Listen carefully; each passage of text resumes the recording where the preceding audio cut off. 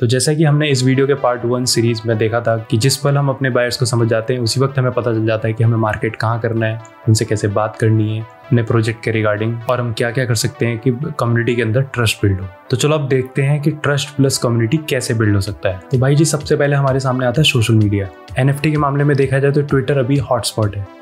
ऐसा नहीं है कि हमेशा रहेगा, क्योंकि कभी ना कभी इंस्टाग्राम या यूट्यूब या कोई और प्लेटफॉर्म जो भी एग्जिस्ट नहीं करता है वो इस NFT गेम में लोगों का अटेंशन गेन करेगा। तो ये सब भी हैं जिन पे हम ध्यान दे सकते हैं NFT को लेकर, बट ट्विटर पे अभी फोकस करना ही सेंसिबल होगा। तो ट्रस्ट प्लस कम्युनिटी बनाने के लिए ट्विटर हो या कोई और प्लेटफॉर्म हो, you have to give first. और इसके साथ मेरा ये भी मानना है कि आपको अपने आप को पर्सनल ब्रांड भी बनाना होगा। जैसे कि अगर हम सोचें NFT मार्केट के करंट स्टेटस को और कंपेयर करें इंटरनेट से, तो इट इज़ जस्ट लाइक 1998 कि जब इंटरनेट नया आया था और अभी लोगों को कोई भी फ्यूचर पोटेंशियल के बारे में नहीं पता है इंटरनेट के। तो फिर आज देखें तो फिर इंटरनेट से तो लोग काफ़ी कमा रहे हैं। सेम पोटेंशियल NFT का भी हो सकता है। तो सबसे इजी वे कि आप इंटरनेट पे वैल्यू बना सकें है कि जो लोग नए हैं उनको आप गाइड करें रिगार्डिंग NFT, उनको टिप्स दें, बेसिक इन्फो दें so that they can start, या फिर इन्वेस्टमेंट एडवाइस, स्कैम वार्निंग्स, या फिर आप शेयर कर सकते हैं यूजफुल आर्ट वर्क, ओपिनियंस, या फिर ये सब कुछ आप रोज अपडेट करें कम्युनिटी के अंदर without asking anything in return. अगर आप ये करने में कंसिस्टेंट रहे तो भाई जी लिख के ले लो, आप ट्रस्ट बिल्ड करोगे फॉर श्योर। और अगर आप लोगों के पास जाने लगे सिर्फ टेक या सेल के इंटेंशन के साथ, तो प्रोजेक्ट का तो पता नहीं कब बिकेगा, लोग आपसे बात करना पहले बंद कर देंगे। इसलिए मैंने आपको स्टार्टिंग में बोला था कि आपको अपने आप को पर्सनल ब्रांड भी बनाना चाहिए इस NFT स्पेस के अंदर। कोई भी आसानी से किसी भी ब्रांड के साथ रिलेशनशिप नहीं रखता है, बट इस अवतार स्पेस में we people still crave for human interaction.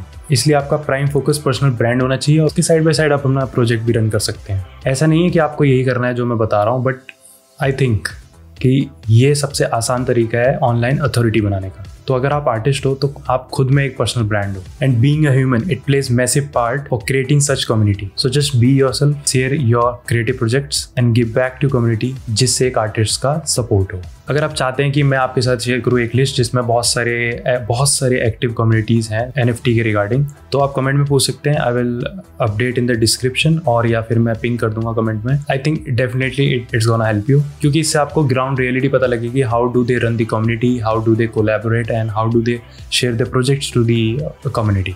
तो अब नेक्स्ट नंबर पे आता है नेटवर्किंग, जो कि आपकी काफ़ी हेल्प करेगा वैल्यू क्रिएट करने में। नेटवर्किंग का मतलब यहाँ पे ये नहीं कि आपको मैसेज करना है जिनके पास बहुत सारे फॉलोअर्स उनको, क्योंकि ये बहुत अमेजिंग तरीका है ब्लॉक होने का या फिर इग्नोर होने का। सबसे अच्छा और सिंपल तरीका है कि आप लोगों के ट्वीट्स पर या पोस्ट पर कमेंट करना शुरू करें, become friendly with them and share about what they are uploading, और रिटर्न में आप उनसे कुछ भी मत मांगिए। उसके बाद फिर आप उनको सर्व कीजिए अपने एंड से। और जैसे कि भाई मैं आपकी कैसे मदद कर सकता हूँ कि आपका प्रोजेक्ट और लोगों में पहुँचे, and to be honest it will come to you. Even कि उनके ट्विटर पे लेस देन 100 फॉलोवर्स हैं, आपको बस हेल्पफुल होने पे ध्यान देना है। यू नेवर नो कि वो 100 पीपल कौन है जो उनको फॉलो करते हैं। क्या पता वो गोल्ड हो, क्या पता वो बहुत वैल्यूबल हो। So just don't ignore anyone, ठीक है। You just have to be helpful. सबकी मदद करनी है आपने without the intention of taking anything. आपको बस गिव पर ही ध्यान देना है। जैसे कि मैंने पहले बोला था कि on social media you have to give first. तो अब आता है PR, that is public relation. तो साथ साथ आप ऐसे लोगों को ढूंढें जो क्रिएटर्स हैं या फिर पॉडकास्ट रन करते हैं, या फिर बोलो ब्लॉग रन करते हैं या ब्लॉग चलाते हैं। आप जाइए उनके पास या उनके सोशल मीडिया हैंडल पे, आप वैल्यू प्रोवाइड सर्व कीजिए जो आप अपने एंड से कर सकते हैं। जैसे कि आप उनकी ट्वीट्स पर कमेंट डालना शुरू करें अच्छे and positive, and start creating network with them. फिर जब काफ़ी समय हो जाए आपका उनके साथ इंटरेक्शन के बाद, देन सही समय आने के बाद you can just ask them to get interviewed by them, या फिर आप फीचर कर सकते हैं अपने प्रोजेक्ट को उनके द्वारा। लेकिन कहीं ऐसा डायरेक्ट मत घुस जाना उनके ऑफिस में जाके, क्योंकि भाई साहब सारे digital creators are always chased by the people, and जब तक आप उनको कोई वैल्यू प्रोवाइड नहीं कराते हैं या फिर आप उनके साथ कोई रिलेशनशिप बिल्ड नहीं करते हैं, they are definitely gonna ignore you. देखो, नेटवर्किंग, सोशल मीडिया और PR ये सब एक दूसरे से लिंक है।